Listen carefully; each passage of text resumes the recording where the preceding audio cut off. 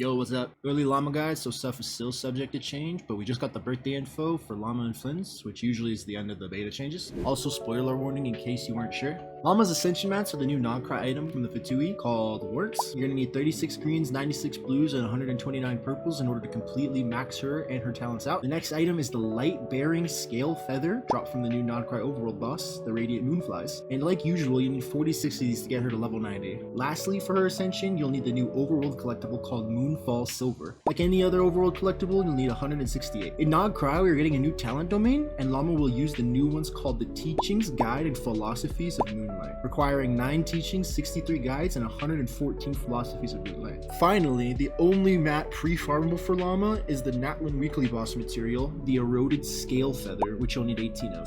Llama's elemental skill, Runo, Dawnless Rest of Kurasiko, is the highest priority when leveling up talents. Using her elemental skill, you should look to ignore the tap version as it's significantly weaker than the hold version. Using her held version of her elemental skill will only work when you have at least 1 stack of this new mechanic called Verdant Dew, and it'll consume all stacks of Verdant Dew that you currently have. This will do a big hit of Dendro damage scaling off your attack percent, then it'll do another big hit that's purely off your elemental mastery, and the amount of Verdant Dew stacks consumed. The second hit does Lunar-Bloom type damage, which counts as a reaction, making it ignore enemy defense, and will be the biggest contribution to her personal DPS. Additionally, after holding the elemental skill, this will give Llama a stack of Moon Song for each Verdant Dew consumed from the hold skill, capping at 3. When casting Llama's elemental skill, it also summons a Frostgrove Sanctuary, which attacks at intervals, dealing Dendro damage and applying Dendro to the enemy once every 2 seconds. Enemies hit by Frostgrove Sanctuary will also have their Hydro and Dendro resistance decreased by 25%. You might be asking, what is Verdant Dew, since it's such a crucial thing in Llama's kit? Well, to answer that, we need to look at what Lunar-Bloom is itself. Lunar-Bloom is essentially creating normal bloom, but then will generate a stack of this Verdant Dew for Llama once every 2.5 seconds. This can also stack, meaning if you create 2 Lunar-Blooms in a single instance, then after 2.5 seconds for generating a single Verdant Dew are over, it'll start generating a new Verdant Dew because of the 2 that you initially procced. Lunar-Bloom doesn't change the type of blooms created, so if you do proc Lunar-Bloom, it's essentially just a normal bloom core dealing normal Dendro damage, not Lunar-Bloom damage. This is essentially the main gimmick of her kit, and generating and consuming these Verdant Dews from creating blooms. Llama's Burst, Runo, all hearts become the beating moon, will grant the user 18 stacks of Pale Hymn. Pale Hymn will also be generated based off how many stacks from your elemental skill consumed Verdant Dew and turning them into Moon Song. Each Moon Song stack gives 6 stacks of Pale Hymn at a max of 18 stacks for a total of 36. Pale Hymn basically works like how Shenhe's quills work and gives Bloom, Hyper Bloom, Burgeon, and Lunar Bloom damage a flat damage increase based on Llama's elemental mastery and consuming 1 stack of Pale Hymn. If any type of blooms hit multiple enemies at a single instance, it consumes multiple stacks of Pale Hymn. Looking back at Llama's elemental skill, you can see here the press damage being relatively weak compared to the hold version of her skill, which is also needed to unlock the rest of her buffing from her burst, so it's devised to never use the tap skill. The first hold hit here is the big instance of Dendro damage scaling off purely attack, and the second hit is where it does directly elemental mastery scaling damage and Verdant Dew stacks. This damage has a very solid EM multiplier of 273% at talent level 10. If you have 3 stacks of Verdant Dew, it gets changed to 820.8%. And since this is technically an elemental reaction, it'll ignore defense, which usually results in a 2x multiplier to make her hold skill roughly 1600% motion value. This being on a 12-second cooldown is extremely strong, and often the majority of her damage she will deal, rivaling other sub-DPS characters while having low field time. Her off-field damage part of her skill, the Frostgrove Sanctuary, will decrease enemy resistance by 25% for 10 seconds per time getting hit by the skill, meaning you can keep this at 100% uptime since the cooldown of the skill is only 12 seconds. Going to the burst once again, we can see 2 things here. One, that the duration of Pale Hymn is 15 seconds, so she has a relatively short rotations, and the second, the flat EM, which will basically be a 5,000 flat damage increase at around 1,000 EM. This 400% EM flat increase will buff her by a sizable 4,000 flat damage at 1k EM again, but this has the chance of changing in the future with Nefer or any other Lunar-Bloom DPS or Lunar-Bloom characters, or any other characters who could take use of this Lunar-Bloom damage increase. Llama's burst being 60 cost is relatively low, meaning her ER requirements aren't too far to reach, being around 150% in solo Dendro, and could be even lower with characters that are also Dendro or more Dendro units.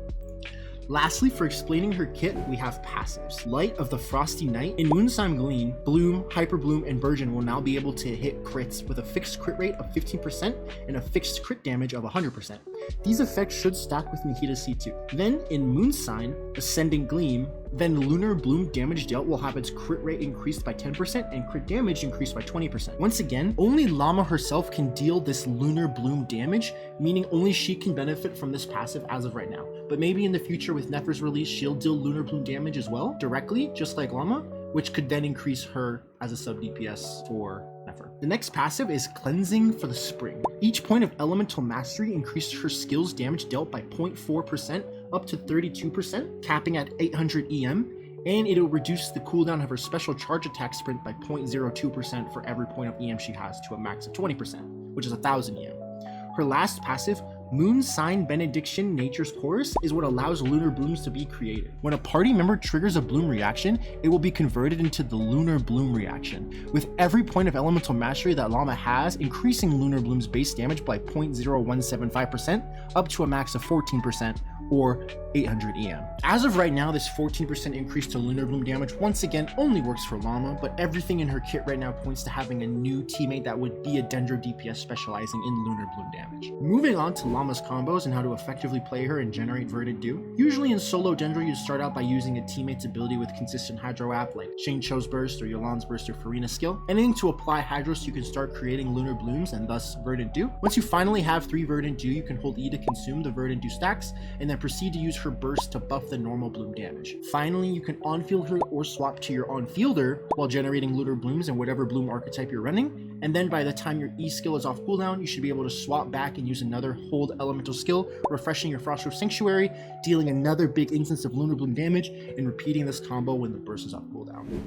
Moving on to double Dendro, starting off again with your teammate using any form of Hydro and Dendro to start generating Verdant Dew. While it's filling up, using your Elemental Burst to get an early start of increasing your teammate's bloom damage and giving them 18 stacks of Pale Him as well. When you reach your 3rd stack of Verdant Dew, immediately cast your hold skill, which will add an additional 18 stacks of this Pale Him to the team, then swapping to either your Dendro Driver or your DPS to take advantage of the newly refreshed Pale Him. You can either choose to reuse your skill into Burst or your Burst into skill for the next rotation, whichever fits better. Lauma's artifact sets. There's really only 3 artifact sets you should be running on Lauma. The first of these being the new support set called the Silken Moon Serenade. This set provides 20 energy recharge on the 2-piece in either 160 EM or 120 EM depending on your current moon sign level, so if you have 1 or 2 Nodkrai units. Then it'll also give you an additional 10% increase to lunar reaction damage, buffing Lauma's hold E skill, or if being ran with other lunar characters, buffing them as well. This set works off field and is typically a support / sub DPS set and should be ran on the majority of teams when you're running 2 Nodkrai units. Next set is the Knights of Sky Unveiling. This set is typically used when Lauma is a driver or a DPS being ran with a second Nodkrai character to increase her personal damage. This set provides an 80 EM buff from the 2-piece and a 15 or 30 crit rate buff from what Gleaming Mood state you're in, either 1 or 2 Nodkrai characters. And just like the previous set, this will give a team-wide 10% lunar damage buff, and this part of the passive can be triggered off-field. Finally, we have the OG Dendro set, Deepwood Memories. This is usually ran on someone who isn't dealing damage in Lauma's teams, but can also be used on her herself if she's the only Dendro character, or if she's not the main focus of damage in your team. Giving the additional 30% shred to give a total of 55% Dendro res shred, you'll usually want to use these on every single team she's on to increase her personal damage, and it can be procced off field so it has immense value as a sub DPS. Lauma's weapons. So, like Lauma's artifact sets, she's very limited to the amount of weapons that she can use that are relatively good, mainly leaving it down to 3 options, 2 of which are free to play, and then the last one is her signature. So the first option I want to look at is her brand new free-to-play event weapon coming out in 6.0 called Aetherlight Splenditude. Aetherlight Splenditude has a base attack of 510 with 45.9 energy recharge, and then at R5 gives 200 elemental mastery after using a skill. So this weapon is what I want to serve as the free-to-play baseline, since everyone will be able to get this R5 coming in 6.0, and it's relatively stronger than all the other options. The next weapon, Black Marrow Lantern, the new Nodkrai free-to-play craftable available in 6.0 with a base attack of 454 and an elemental mastery of 220.5, will be the second best option and a better option in perfect scenarios. Now, the main problem with this weapon is the fact that it doesn't have the ER like the previous weapon had, while only serving a minor increase to the previous weapon. So this weapon's self DPS, you get a 4% increase, and then team DPS, you get around a 2% increase. But the problem is, since you're not running ER, you'll have energy recharge problems, probably forcing you to swap over to an energy recharge Sands, tanking your DPS because it's no longer allowing you to run triple EM, making it 12% worse self DPS wise and 3% worse team DPS wise. Finally, releasing alongside Lauma in 6.0, we will be getting the Night Weaver's Looking Glass as her signature weapon, hosting a 542 base attack and a 264.6 elemental mastery. This weapon will be her definitive best in slot, a majority increase over the free-to-play option. Because of this weapon's insane EM buffing, giving 120 from the passive and 260 from the main stat, it boasts a 380 EM increase alongside with team buffs from the passive, increasing teammates' bloom damage in all types. This weapon is a 30% self-damage increase over the free-to-play baseline weapon, and a 20% increase over the team DPS for the free-to-play baseline. This weapon also has the potential to get even better in the future if we do get Lunar-Bloom damage dealers like Nefer in this case. You may be thinking, she's a character that really scales heavily off her E and really likes elemental mastery, so why wouldn't you want to run sacrificial fragments? Well, the main problem with sacrificial fragments is whenever you're using her through rotations, you're going to be swapping back into her during her skill's duration, meaning when you swap into her, your skill could hit the enemy, proccing sacrificial fragments and wasting your effective second use of the elemental skill. Also, because of the minimum requirement of having one Verdant do in order to use her elemental skill, you can't use them back to back, forcing you to swap out and then do other things in order to come back and re-trigger it. Before going into teams, I need to talk about something I forgot to bring up in the Flynn's video. The community has effectively dubbed it Nodkrai Resonance. This is a retroactive buff passive for old characters to still contribute some value in Lunar teams. When using characters that aren't from Nodkrai, they can give the team lunar damage bonus up to 36% depending on their elemental type and designated stat for that element. For Pyro, Electro, and Cryo, they will give 0.9% lunar damage bonus for every 100 attack they have, capping at 4k attack. For Hydro characters, they will give 0.6% for every 1000 HP they have, capping at 60k HP. For Geo characters, they will give 1% for every 100 defense they have, capping at 3600. And finally, for Dendro and Animo, they will give 2.25% for every 100 elemental mastery, capping at 1600. These buffs can be split between characters, such as Sucrose having 800 EM and Farina having 30k HP. Reaching max buffs in these teams is pretty easy if you're running two non-Nodkrai characters, but are semi-difficult to reach when running only one non-Nodkrai character. Most of these teams I'll talk about are generally Hyper Bloom or normal Bloom teams, but Burgeon teams do work, just generally they're not as good. For Lauma's teams, the first team I assumed was Lauma, Xingqiu, Yelan, and Raiden. I had Lauma on the new DPS set, Xingqiu on Deepwood, Yelan on SMS, and then Raiden on Gilded Dreams. I also assumed the brand new 6.0 event weapon on Lauma, Fav Sword on Xingqiu, Yelan on Favbo, and then Raiden on Dragon's Mane. This team was netting me around 93k DPS in my sims, with the majority of the damage just being straight up Hyper Bloom damage coming from Raiden. The personal damage contribution in this team for Lauma is relatively decent, but it's nothing extravagant. This was the baseline team I used for majority of my calcs when it came to like weapons and comparisons to other teams. The next team I calced was Lauma, Nuvolette, Farina, and Effa. I had Lauma on Deepwood, Nuvolette on Marshal Say, and Farina on Golden Troop, with an Effa on the new SMS set. I had Lauma on the brand new 6.0 event weapon, Nuvolette on the prototype Amber, Farina on Favonia's Sword, and then Anefa on the new Nodkrai craftable polearm. This team I opted to go triple EM on Lauma to buff up Anefa's personal DPS from Hyper Bloom. Majority of the damage here is coming from Hyper Bloom and Anefa sub DPS, and then Nuvolette having the third highest damage here, and then the buffing being split between Lauma and Farina. This team is now Nuvolette's best damaging team, highest DPS team in the game, and it is very, very easy to probably get a better Hydro slot than Farina, so maybe Columbina will be better. The problem with this team is the lack of healing. There is no team-wide healing, which is a very high incentive for Lauma C1. It's kind of why it's predatory and how it's there. So that would be my biggest gripe with this team, is that there is no team-wide healing. For Clurin, I want to start off by saying taking these with a massive grain of salt. I am very unsure if these are correct, but I am fairly confident in them as of now. Cloran's Quick Bloom teams are getting a major upgrade with the character release of Lauma alongside Anefa as two sub DPSs in this role, basically making this her new best in slot team. You could run Whimsy or you could run the new Nodkrai DPS set on her. I have Lauma on Deepwood, Clorind on Whimsy, Yelan on SMS, and Anefa on Gilded, with Lauma on the new 6.0 event weapon, Clorind on Finale of the Deep, Yelan on Favbo, and Anefa on the new Nodkrai craftable. The team DPS here I was getting was around 95k, which is a very, very strong team upgrade for Clorind. I also want to discuss Sino in a Lauma, Sino, Yelan, and Anefa team. Lauma on Deepwood, Sino on the new Night set coming out in 6.0. Yelan on the new SMS set, and an Effa on Gildan. Lauma on the new 6.0 event weapon, Cyno on Missive Windspear, Yelan on Favonius Warbow, and an Effa on the new Nodkrai Craftable. This team's going to be a significant upgrade for Cyno's best teams, as this new Quick Bloom core with Lauma and Effa is really strong, and a better Hydro slot could probably be on the way with Columbina. I would assume this team to be Cyno's best team as of right now, boasting its high personal DPS because of its teammates dealing a lot of sub DPS, and maintaining relatively high Hyper Bloom and Aggravate uptime. Finally, for the last two teams, I want to talk about Alhaitham and Nilo. First up, Alhaitham. Alhaitham's going to get a major increase for this team because of the core of Lauma and Effa. Lauma being a better sub DPS than Nahida, and then Effa being a better Hyper Bloom trigger than any of the other Hyper Bloom triggers. Then their own personal core being very strong, enabling the Nodkrai artifact sets, so you can give Alhaitham the brand new Nodkrai artifact set, and he'll get the EM buff, which is very helpful to his personal damage. All of the calcs I've seen have put him around 80k DPS. Majority of the ones I can think of off the top of my head are from like Vamfi and Zajef, mainly from Bumpy. So I'll link him in the description if you want to see more Alhaitham calcs. And then Nilo at the beginning of the beta was around 100k single target, but a lot of the Lauma nerfs have brought her down to probably around 90k single target, maybe 85k. So this is still a relatively major upgrade for Nilo, but take it with a grain of salt that it is hard to calc Bloom in beta without having the complete understanding of Lauma. Another problem is you have to be on-fielding your healer, so your healer is locked into the Catalyst role, and you need to be on-fielding someone strong enough healing-wise to make sure that you don't die to the Bountiful Cores.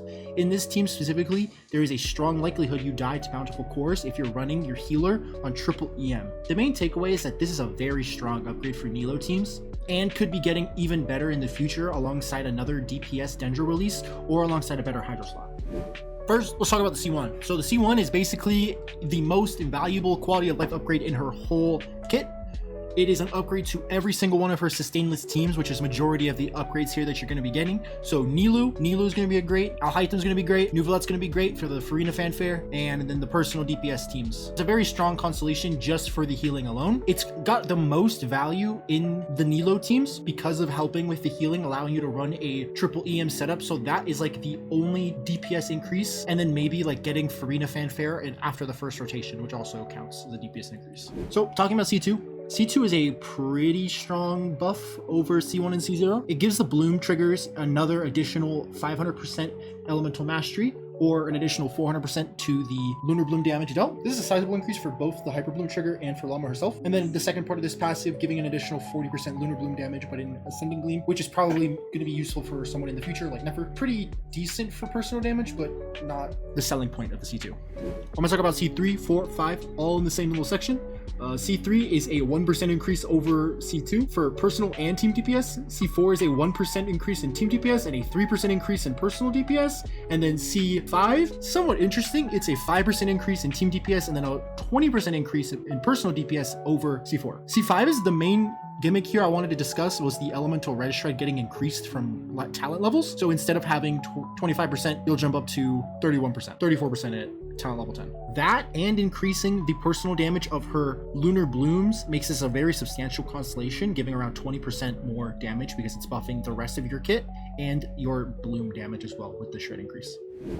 And then finally, for C6, C6 now gives an additional hit of Dendro damage, which counts as Lunar-Bloom damage from your elemental skill, Frostgrove Sanctuary, and it can be triggered 8 times every time you use your elemental skill. It'll also refresh the amount of Pale Hymn stacks you have and provide you an additional 2. This is a solid upgrade, around 40% team DPS over C0, and then a 224% increase from Lauma's personal DPS over C0. It's a 14% increase from C5 and a 46% increase from C5 in Lauma's personal damage. This constellation also has a normal attack infusion, which allows you to do Lunar-Bloom damage on your normal attacks. This is a bit hard to calculate when we don't have access to her gameplay, so as of now, I'm just going to leave it untouched. Additionally, all party members' Lunar-Bloom damage is elevated by 25%. It sounds like a new multiplier. It sounds like a really strong buff for someone in the future like Nefer.